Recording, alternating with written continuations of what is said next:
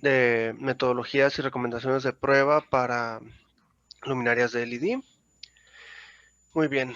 Para empezar, vamos a abrir con lo que viene siendo cuál es la mejor manera de probar la entrada y la salida del driver de LED. Antes de entrar de lleno con este tema, nosotros queríamos hacer una breve pausa y cubrir lo que vienen siendo los problemas que enfrentan los drivers de LED en el campo.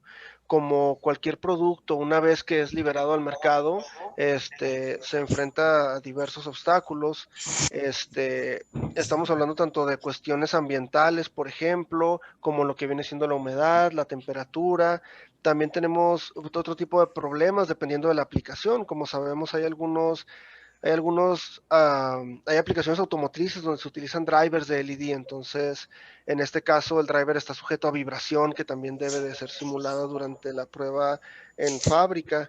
De igual manera, también tenemos otro tipo de problemas como el hecho de que pueden estar expuestos o generar irradiación electromagnética, pueden estar expuestos a distorsiones en la línea. Y pues también es muy importante verificar su consumo para poder garantizar que tengan una alta eficiencia eléctrica para que no generen un alto consumo por parte del usuario.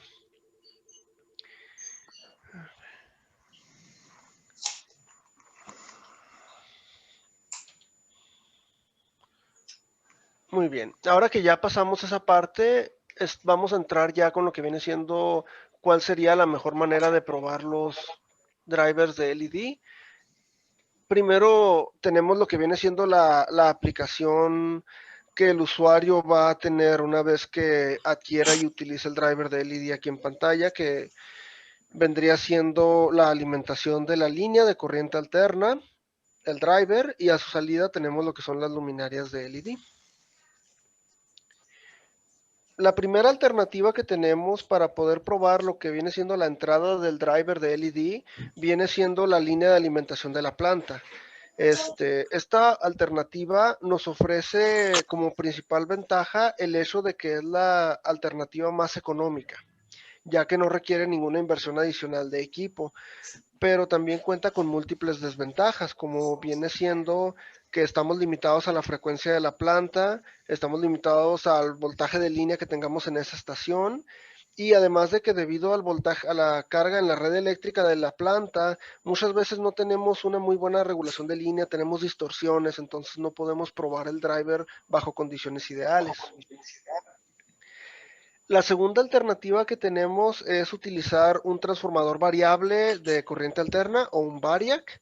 Este equipo nos proporciona una mejor solución que usar la línea de alimentación, ya que nos permite variar el voltaje de prueba. Y no es una inversión muy elevada, pero también tiene sus desventajas, como viene siendo que muchos de estos transformadores están limitados en que no nos dejan variar la frecuencia, lo cual puede ser importante si los drivers que nosotros fabricamos son orientados para un mercado internacional. Asimismo, la exactitud y la regulación de línea que tienen no es tan exacta como una fuente programable, y si quisiéramos automatizar nuestra prueba, no cuentan con interfaces de control remoto.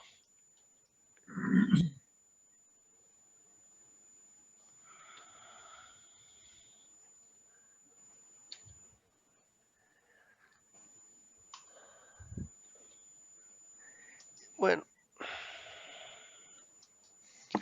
la tercera opción que tenemos viene siendo utilizar una fuente programable de corriente alterna.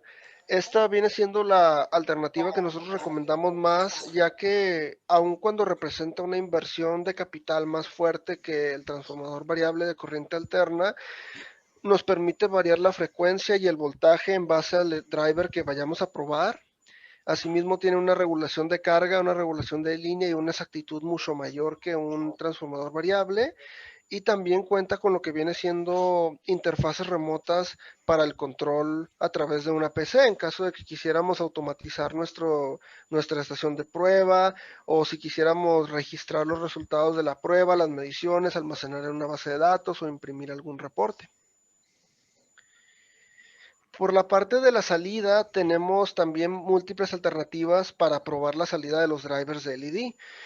La primera de ellas viene siendo usar un arreglo de resistencias. Esta alternativa sería la más económica y la más sencilla porque es muy fácil conseguir resistencias para generar un arreglo y simular la salida de la luminaria a la salida del driver.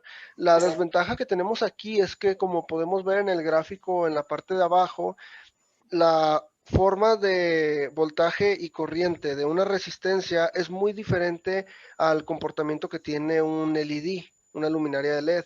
Y esto nos causa un problema porque hay algunos drivers que están fabricados para que si detectan este comportamiento que vemos del lado izquierdo, que viene siendo la conducción de corriente en un voltaje menor al voltaje de polarización del LED, lo detecten como un corto o alguna falla y detengan la salida, lo cual nos impide realizar esta prueba. Además de que, como podemos ver, no es una simulación ideal del producto, entonces no estaríamos probando nuestro driver de LED bajo condiciones reales. La segunda alternativa que tenemos viene siendo utilizar un arreglo de LEDs. Esto puede parecer la mejor alternativa, ya que es el producto mismo que va a la salida de los drivers, no es algo tan costoso en cuanto a la inversión y pues tampoco no es muy difícil de conseguir. Pero también tiene ciertas desventajas. Por ejemplo, a través del mismo uso de las pruebas en manufactura, que como sabemos la demanda de producción es muy elevada y se tienen que estar probando demasiados productos al día, esto causa que una vez que empiezan a fallar las luminarias, es difícil distinguir la falla porque, como podemos ver en las imágenes, algunas están compuestas por arreglos de múltiples LEDs y no es fácil detectar visualmente cuando un solo LED se ha fundido, pero sí puede tener un impacto en la prueba de nuestro driver en el voltaje que está demandando a la salida. Y de igual manera, si en la fábrica estamos produciendo múltiples productos, que es el caso de la gran mayoría de todos los fabricantes, necesitaríamos tener una lámpara para cada producto, de baja potencia, de alta potencia. Por ejemplo, si producimos drivers para aplicaciones residenciales e industriales, tendríamos que tener ambas lámparas en cada línea y eso pues también nos genera un problema en cuanto al espacio. Por último, tenemos la alternativa de utilizar una carga electrónica programable de corriente directa que cuente con el modo de simulación de LED. Esta alternativa sería la inversión inicial más costosa, pero es lo que nosotros recomendaríamos más, ya que el hecho de utilizar una carga electrónica nos permite simular perfectamente el comportamiento de un LED, a diferencia de la resistencia. Y ya que la carga electrónica es programable y se pueden especificar diferentes parámetros, con una sola carga podemos simular todos los tipos de luminarias a la salida de los diferentes drivers que probamos, siempre y cuando no se exceda la potencia de la carga. Entonces, esto nos ayudaría inclusive a tener una sola línea donde pudiéramos probar todos nuestros drivers, nada más por medio de la interfaz remota de la carga, mandamos los comandos para programar la carga para cada producto. En conclusión, eso es lo que nosotros sugeriríamos para probar de una manera más óptima la entrada y la salida de los drivers de LED. Aquí a continuación tenemos un breve ejemplo de cómo seleccionaríamos los equipos para poder realizar estas pruebas a un driver de LED y nos estamos apoyando con una hoja de datos que podemos ver en la parte de abajo donde dice Technical Specifications. Primero tenemos lo que viene siendo la entrada del driver de LED. Vemos que en el caso de este ejemplo tiene un voltaje de entrada de 100 a 240 volts de AC, una frecuencia de operación de 50 a 60 Hz. Esos parámetros nos ayudan a seleccionar nuestra fuente programable de corriente alterna. También tenemos el valor especificado de la eficiencia, 80% típica, y el factor de potencia, que indica que es mayor a 0.98. Esos parámetros nos sirven para otro equipo del que aún no hemos hablado, que es nuestro medidor de potencia. Nosotros, además de utilizar la fuente y la carga, recomendamos ampliamente usar el medidor de potencia para realizar mediciones eléctricas de importancia para la calidad del driver de LED, como viene siendo la eficiencia, el factor de potencia y otras mediciones de las que hablaremos más adelante. Siguiendo con la hoja de datos, vemos que a la salida tenemos la Tenemos las especificaciones para la carga electrónica, que viene siendo la corriente de salida, el voltaje de salida, la potencia de consumo. Inclusive nos especifica el número de LEDs, perdón, de 1 a 8 piezas. Y vienen algunas protecciones con las que cuenta este driver, por ejemplo, cortocircuito y sobrecarga. Estas protecciones también nos sirven para la carga porque la carga electrónica cuenta con la funcionalidad de simular un corto demandando la máxima corriente para el rango en el que está programada, lo que nos permite validar que el driver de LED cumple con esa protección. De igual manera, para la parte de sobrecarga podemos demandar mayor corriente o mayor voltaje y ver si en efecto el driver se protege bajo estas condiciones.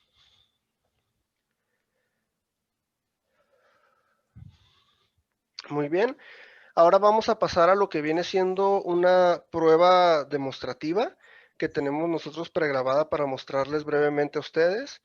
En esta prueba vamos a utilizar nuestra fuente programable 61600. Aquí podemos ver en pantalla lo que viene siendo la pantalla de nuestra fuente programable. Los parámetros de arriba viene siendo el voltaje de corriente alterna, en este caso de la imagen 230 volts, la frecuencia 50 Hz y el voltaje de corriente directa, en este caso tenemos 0. Y abajo tenemos otros parámetros que la fuente tiene la capacidad de medir, como es la corriente RMS, la frecuencia, el voltaje, la potencia y el factor de potencia. Como vimos de la hoja de datos anterior, pues solamente vamos a ocupar ahorita lo que viene siendo el voltaje de operación y la frecuencia. Por el lado de la carga electrónica, para poder programarla, necesitamos entender un poco cómo funciona la parte de la simulación de los LEDs.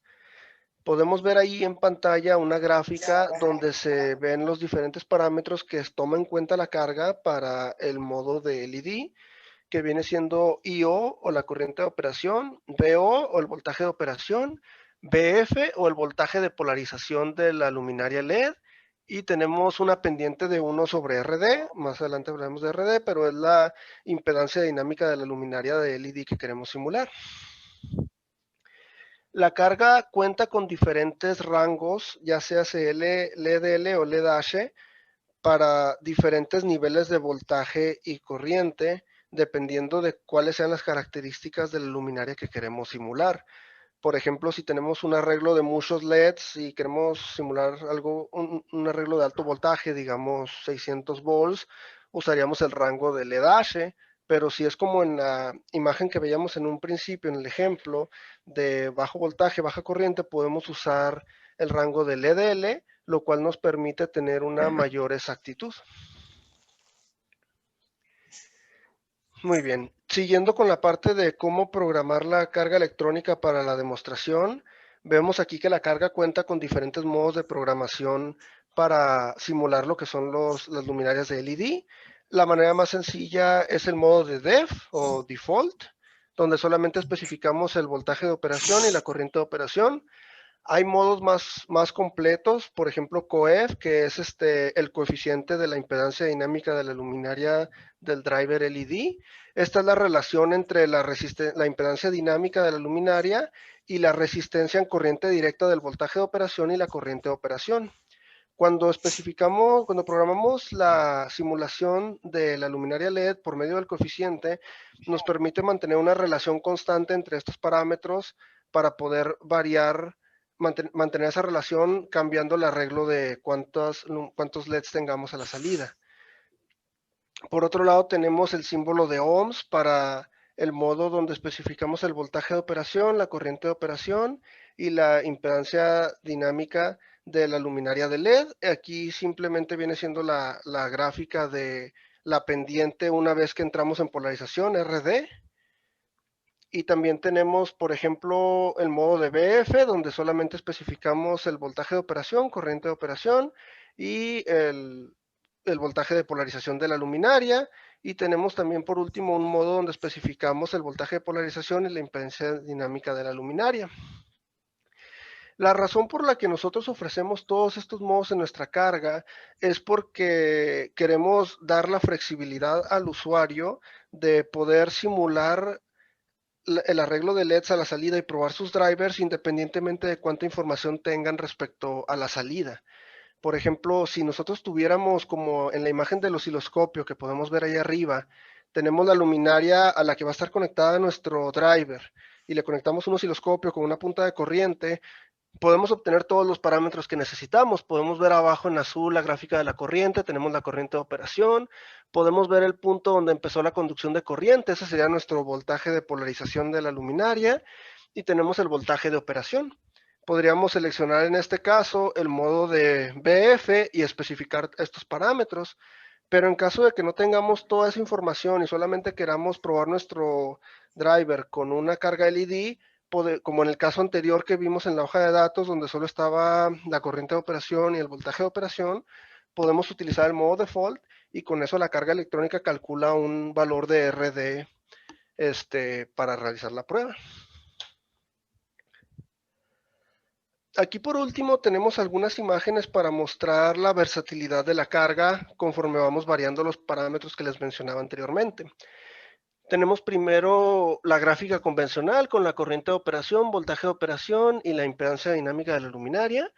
Tenemos en la siguiente imagen cómo se ven los cambios en la impedancia dinámica cuando simulamos arreglos de LEDs con la misma corriente de operación, pero estamos variando el voltaje de operación. Vemos el impacto que tiene este cambio en la impedancia dinámica de la luminaria. Y por último tenemos el impacto que tiene en la impedancia dinámica los cambios en el voltaje de polarización. Bueno, aquí como les mencionaba anteriormente, tenemos un video pregrabado donde probamos una luminaria de LED utilizando la fuente, el medidor de potencia, la carga electrónica y tenemos un osciloscopio arriba para poder mostrarles cómo se ve la forma de onda de la luminaria simulando los LEDs.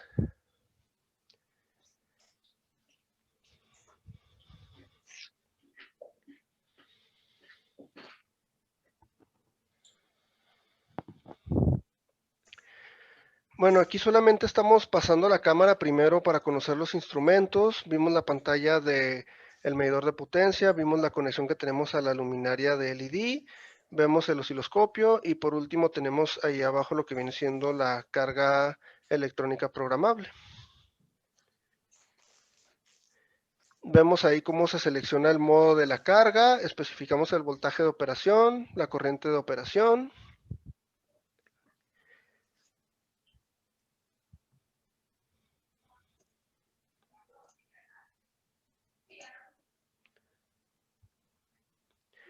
Y como les mencionaba anteriormente, la carga también nos permite especificar un valor de BF o el voltaje de polarización de la luminaria. Ahí con ese interruptor lo que hicimos fue habilitar la corriente alterna a la entrada hacia el driver de LED y podemos ver en el osciloscopio cómo se ve la gráfica del voltaje y la corriente a la salida del driver de LED. Podemos ver ahí cómo estamos realizando las mediciones del voltaje de operación, que en efecto fueron los 20 volts que habíamos programado en la carga electrónica programable. Pasando ahora al siguiente tema, queremos también hablar de lo que vienen siendo las pruebas de seguridad eléctrica, porque no solamente es importante realizar pruebas funcionales a nuestros drivers de LED, sino que también es importante garantizar que en el caso de los drivers que cuentan con un chasis expuesto y el usuario puede entrar en contacto con él, que el usuario va a estar a salvo de una descarga eléctrica. Para poder garantizar esto, existen múltiples estándares internacionales. El primero que vamos a ver es el estándar de la IEC, este es el estándar de Europa. El número del estándar es el IEC 61347-1. Este estándar nos especifica el voltaje de prueba que se le debe de aplicar entre la entrada, salida y el chasis del driver de LED, dependiendo de la clase de producto que sea. Si es un producto clase SLB, como viene ahí abajo, Separated Extra Low Voltage. Si es un producto clase 2, por ejemplo, de ahí es donde vamos a obtener nuestro voltaje de prueba. De igual manera, este estándar también nos especifica otra prueba que es la prueba de Ground Bond o Earth Continuity. Esta prueba se debe realizar a 10 amperes, se realiza entre lo que viene siendo la terminal de chasis y la tercera terminal a tierra, y debemos de tener una medición de resistencia menor a 0.5 ohms. También en el estándar se habla de lo que viene siendo la prueba de leakage current. Esta prueba es distinta a la prueba de HiPod porque no consiste en aplicar un alto voltaje, sino en energizar el producto, y por medio de un equipo que pueda simular el cuerpo humano en base al circuito especificado por el estándar, vemos cuánta corriente se iría hacia el cuerpo humano al entrar en contacto con el producto bajo prueba, el driver, cuando está energizado bajo condiciones de operación normales. El otro estándar que vamos a ver viene siendo el estándar de UL, el 8750. UL es un estándar más americano de aquí de Estados Unidos, también se aplica un poco en Canadá. Y este estándar, a diferencia del de la ISE, nos especifica el voltaje de prueba dependiendo del voltaje de alimentación que tenga el driver del LED. Tiene un voltaje especificado para drivers con alimentación universal y otro voltaje para drivers con alimentación de alto voltaje. Y de igual manera nos pide que se pruebe entre las terminales de entrada y entrada chasis, salida y chasis. Lo siguiente que queremos mostrarles es para apoyarles a que si ustedes tienen la necesidad de adquirir un equipo de HiPod, puedan seleccionar el equipo correcto para sus necesidades. Como vimos anteriormente, lo que los estándares solicitan más que nada viene siendo un equipo de múltiples canales. También un equipo que tenga las pruebas de HiPod y GroundBot sería deseable para cumplir con las dos pruebas del estándar de la IEC. Entradas, salidas digitales es algo que nosotros les recomendaríamos mucho para poder implementar una botonera, una guarda de seguridad, una torreta de luz para poder garantizar la seguridad de los operadores y las personas que están trabajando cerca de la estación de alto voltaje. Y las opciones de automatización también son altamente recomendadas para poder almacenar los resultados de la prueba en una base de datos o imprimir reportes de resultados. Para lo que viene siendo la selección en sí, tenemos aquí, por ejemplo, la hoja de datos de nuestra serie de HiPod 19070-50, y podemos ver cada uno de los parámetros de importancia que tenemos que poner atención para escoger el equipo de HiPod correcto. Tenemos que ahí viene especificado los canales en el modelo 53 y 54, 8 y 4 canales. El voltaje de prueba de acuerdo a lo que nos pide el estándar, AC hasta 5 kV, DC hasta 6 kV, y la corriente de fuga tenemos hasta 30 mA en AC y 10 mA en DC. Algo que también es importante mencionar aquí es que la mayoría de los estándares de seguridad eléctrica no nos van a especificar una corriente de fuga para la prueba de HiPod o Withstand Voltage o resistencia dieléctrica, ya que esto es más bien un parámetro que nosotros vamos obteniendo conociendo nuestro producto. Por lo general, los estándares lo que nos piden es que no haya una ruptura en el aislamiento o un corto. Entonces, pero sí es muy importante conocer la corriente de fuga de nuestro producto para escoger un equipo que pueda abarcar ese rango y también monitorear ese parámetro, ya que si por lo general nuestros productos fugan 5 miliamperes, pero entonces probamos un producto que fuga 10 o 15, algo está pasando ahí, hubo algún cambio con el ensamble de ese componente o se utilizó algún otro componente distinto. Entonces, además de que nos ayuda para validar la calidad del aislamiento dieléctrico del producto, es un parámetro que nos ayuda a poder determinar también la calidad de nuestro producto. Por otro lado, tenemos el equipo de GroundBond. También tenemos aquí como ejemplo la hoja de datos de nuestro equipo 19572. Podemos ver el parámetro de la corriente que veíamos anteriormente. El estándar pide 10 amperes. Este equipo tiene de 3 a 45 amperes. Y la resistencia, el estándar pide 0.5 ohms. Este equipo puede medir hasta 510 miliohms.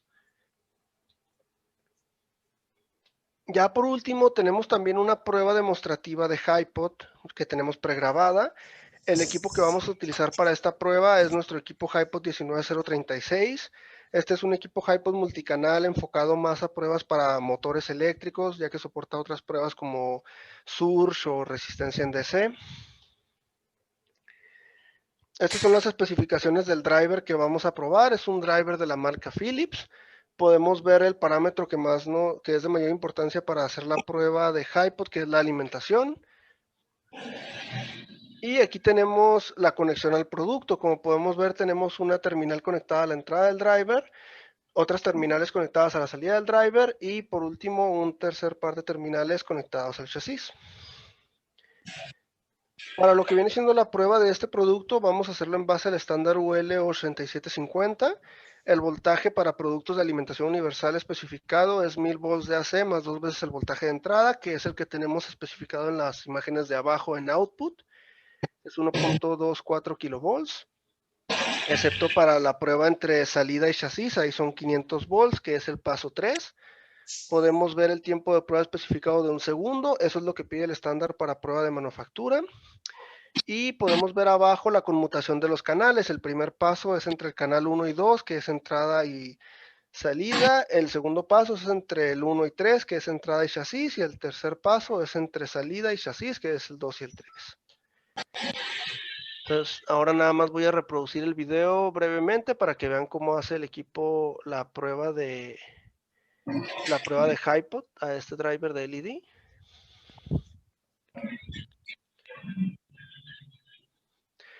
Ahí podemos ver que el equipo terminó las 3 pruebas, el resultado fue pasa en las 3 pruebas y podemos ver ahí que el equipo nos muestra individualmente cada prueba, cuánto fue la medición de corriente de fuga, el voltaje de prueba en cada paso. Y listo, ahora le voy a pasar ahora le voy a pasar a mi compañero Eric Rosales para que él me apoye con la siguiente parte del seminario. Gracias, José. Muy bien. Dentro de las mediciones y otras pruebas un poco más avanzadas de los drivers de LED, este, ah, hay una serie de pruebas que pues, no necesariamente se realizan en manufactura, ¿verdad? Muchas veces se realizan en el área de diseño o en el laboratorio de calidad. Una de las más importantes y que sí debería ser, obviamente, también en manufactura es la prueba de eficiencia. Como el driver es un convertidor, al fin y al cabo, convierte un voltaje a otro, una energía a otra, ¿verdad? Obviamente tiene una eficiencia que se debe de medir y varios estándares como la Energy Star o la ISE mencionan cuáles son las tablas o las eficiencias mínimas recomendadas, ¿verdad? Para ciertos drivers de estas luminarias. Entonces, como saben, simplemente la eficiencia es la relación que existe entre la potencia de salida con respecto a la entrada esos valores se pueden igual graficar a través del rango de corriente o de voltaje de la salida del driver. Entonces, ahí también, pues obviamente ya se pueden derivar otras gráficas como la pérdida de potencia, ¿verdad? A través de esos puntos de operación. Ok, otra de las medidas que se deben de tomar, obviamente, es el THD. El THD en corriente, típicamente para la entrada del driver, ya que pues, el driver tiene que no generar armónicos a la línea de alimentación, ¿sí? Y obviamente si ya es un caso muy crítico, se va a ver en la operación del mismo driver, ¿no? Si hay un flicker en la lámpara o algo. Y también va a generar obviamente calentamiento y mayor energía desperdiciada. Entonces es por eso que HD en la entrada tiene que ser regulado y si está bajo la norma IS 61000-3-2 y que el cual básicamente clasifica en dos áreas las luminarias, mayores de 25 watts o menores de 25. Entonces, y dice obviamente en qué orden, cuál es la máximo porcentaje de que se debe tolerable, ¿verdad? De que en cada nivel de armónico para cada uno de esas dos partes. Entonces, por el caso de mayores de 25 tenemos la parte izquierda en esta tabla, ¿sí? Y eso es lo que dice la IEC y pueden ver que pues básicamente se refiere explícitamente en cada armónico y en qué porcentaje debe de estar, mucho menos de ese porcentaje, ¿verdad? Con respecto a la corriente de entrada y para los casos drivers de que son menores de 25 watts, que sí son, yo creo que son bastantes, ¿verdad? Toma esta primera tabla como un método 1 y un método secundario en dado caso de que uh, no entre en algunos, si no tiene alguna corrección de factor de potencia o algo, ¿no? Entonces sí describe en el método 2 un poquito más a fondo cuál armónica y qué límites superiores se necesita y qué corrientes picos, cuándo deben de suceder y cuándo no deben de suceder. Entonces, está descrito base a las normas IEC también la parte del THD.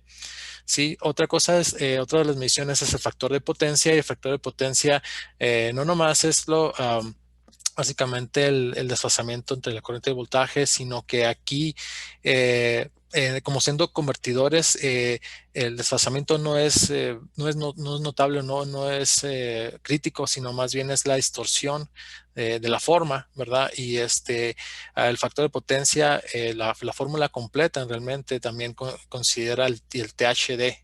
Por ahí pueden ver esa fórmula. Hay una derivación completa de esa, ¿verdad? Pero obviamente si un THD es alto, obviamente va a impactar directamente al factor de potencia, ¿no? Entonces, el factor de potencia es importante y Energy Star lo sabe para casa habitación, dice que debe ser mayor a 0.7 para comercial a 0.9, ¿no? Entonces, esos son los límites. Abajo tenemos una muestra de cómo viene dentro de una hoja de datos del driver en donde vienen esos valores, ¿verdad? Entonces, como solución, Chroma contamos con equipos de medición de potencia que puedes medir distorsión armónica, en voltaje, corriente, factor de potencia, armónicos individuales y cuentan con múltiples interfaces para comunicación para poderlas integrar con un sistema de adquisición de datos durante las pruebas. Sí, entonces estos equipos pues pueden hacer varias pruebas e incluso tienen varios canales en dado caso que se quieran probar varios dispositivos en una sola partida. ¿Sí? Muy bien, hay otras pruebas también como algo importante son lo que son protecciones sobre voltaje en la salida del driver. Eh, Normalmente no existe, es un poco común, bajo, no tan común que un voltaje se eleve en la salida del driver, pero hemos visto con aplicaciones, con clientes que pues tienen algún problema en la salida de su diseño, ¿verdad? Y hay maneras de sobreponer incluso una fuente de alto voltaje para ver qué es cómo reacciona la protección de los drivers hacia un voltaje externo. ¿Sí? Y se pueden hacer varios métodos para ver esto. Ya sea que se incremente el voltaje a través del mismo voltaje de operación del producto, incrementando la cantidad de LEDs que tenemos en la salida. Esto nada más aplica para drivers que trabajan en corriente constante, ¿sí? Porque básicamente incrementando la cantidad de LEDs nos va a subir el voltaje hasta un punto donde el driver pues ya no va a poder ir más allá, ¿verdad? Ya no va a poder generar más voltaje y va a sucumbir a la protección de sobrevoltaje. De esa manera sabemos que la protección existe, ¿sí? Y no va a ser un peligro de que simplemente se quede expuesto al alto voltaje por mucho tiempo y vaya obviamente a dañar la luminaria o vaya a ser expuesto a un operador que está haciendo cambio de luminaria, supongamos, ¿verdad? O caso algún fuego o algún otro problema. Otro es provocando en cortos internos entre las terminales de sensado en el caso de drivers con voltaje constante. Eso permite simular una especie de circuito abierto, ¿verdad? Y el driver va a tratar de igual subir el voltaje de entrada a esa protección. Otra es a través de una otra fuente que sea capaz de suministrar un voltaje externo, ¿verdad? Y hacer que el voltaje de la salida del driver se incremente. Entonces, esas son algunas de las maneras. Otra es la regulación de línea. La regulación de línea básicamente es qué tanta diferencia tenemos en variación de salida con respecto a la variación de entrada, ¿sí? Entonces aquí, para los casos de corriente constante, pues es obviamente la variación de salida en corriente se puede, por ahí ven en la parte, hay una fórmula por ahí, es que tanto varía la salida, hay que decir voltaje de salida, pero igual si es corriente, tiene que ser corriente con respecto al voltaje de salida entre la diferencia, la diferencia que se esté tomando en voltaje de entrada. Entonces, básicamente es un cambio, ya sea en volts ampere, por cada volt de entrada que tengamos. Entonces, es importante que la regulación, pues, que el driver pueda operar constantemente o uniforme a través de un cambio diferente de voltajes de entrada, ¿no? Entonces, esto se refiere a la regulación de línea. La regulación de carga es algo similar, excepto que pues quisiéramos que el voltaje o la corriente de salida que esté regulada esté bien estable a pesar de que se agreguen más LEDs o se quiten menos LEDs, ¿sí? Que siempre te dé la corriente o el voltaje del driver en la salida bajo diferentes puntos de carga. Sí, y eso es nada más una diferencia entre dos puntos, entre máxima corriente, máximo carga, mínimo carga y tienes tu regulación y está dado en volts.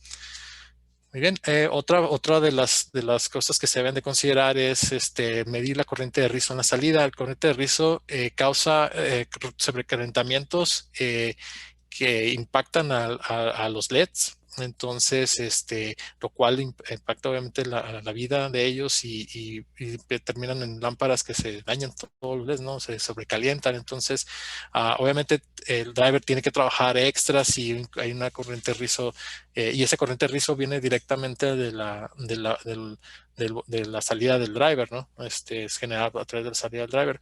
Eh, entonces, obviamente, eso también decrementa excesos de temperatura, decrementa la luminosidad de los LEDs. Entonces, hay que tener esa medida también en cuenta.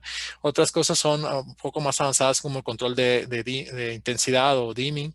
Sí, también se pueden probar o con otros instrumentos para ver pues la intensidad que tenemos en cada punto del PWM o la entrada analógica de ese control del driver y ver que realmente el driver pues trabajando de una forma correcta, ¿no?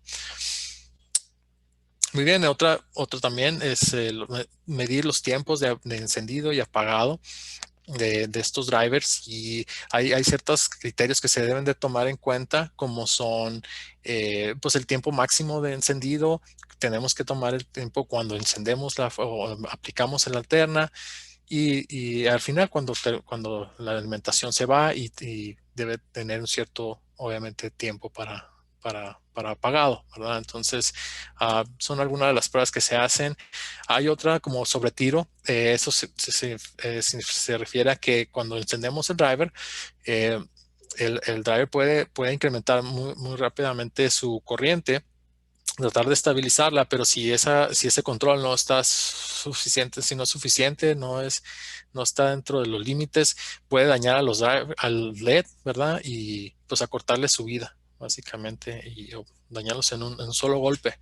Entonces hay que tener ese tipo de protecciones. Chroma, tenemos todas estas pruebas y más allá de esas pruebas, drivers, este nada más fue un resumido, y lo hacemos en un solo tester, ¿verdad? Tenemos soluciones para pruebas completas de drivers. Obviamente combinan lo que ya vimos, los instrumentos que ya vimos, como la carga, como la fuente, como el medidor de potencia. Incluso lo podemos combinar con los sistemas de pruebas de seguridad eléctrica para pruebas de aislamiento y, y algunas otras pruebas que se necesiten más avanzadas. Y tenemos pues una gran variedad de programas ya prefabricados para estas aplicaciones. Bien. Ya por último, pues esta es nuestra línea de productos. Yo creo que tienen dudas. Vamos a esperar en la parte de dudas, respuestas, ¿cómo se llama? Preguntas y respuestas, ¿verdad? Pero eso ya es la parte última. Chroma somos fabricantes de lo que son fuentes de alimentación, simuladores de red eléctrica, fuentes de directa, cargas, como ya todo el mundo lo sabe. Y también diseñamos nuestros propios sistemas llave en mano, ¿verdad? Para diferentes aplicaciones, incluyendo baterías, fuentes conmutadas, convertidores, etcétera. Entonces, algunos de los equipos que vienen en este año y en el próximo año también, fuentes bidireccionales en alterna, directa, cargas de alterna. También bidireccionales, fuentes de 1 U, HiPods renovados y simuladores de red eléctrica regenerativos. Entonces, quizá yo creo que vamos a pasar a la etapa de preguntas y respuestas.